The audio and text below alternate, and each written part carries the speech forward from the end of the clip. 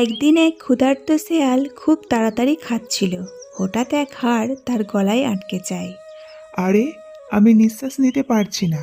শিয়াল চেঁচাতে থাকে, এদিক ওদিক ছুটতে থাকে ও অনেক জীবজন্তুদের বলে, দয়া করে আমাকে সাহায্য করো, আমি তোমাদের পুরস্কার দেব। কিন্তু জন্তু জানোয়াররা ভয় পেয়ে যায়। ওরা বলে, এই শিয়ালটা বিশাল ভয়ানক, পালাও।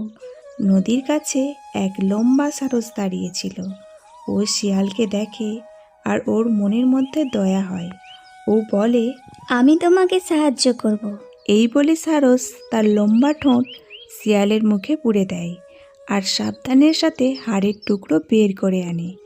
শিয়াল ঠিক হয়ে যায়। তখন সারস বলে, তুমি আমাকে পুরস্কার দেবে বলে কথা দিয়েছিলে।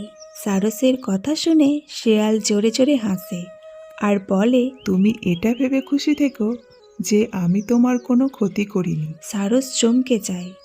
ওই দিন সারস একটা শিক্ষা পায় যে সাহায্য চাওয়া মানে এই নয় যে সে মন থেকে ভালো। এরপর সারস শান্ত মনে উড়ে যায়। ও বুঝে যায় যে ভালো হওয়া ভালো, কিন্তু দয়া বুঝে শুনে করা উচিত।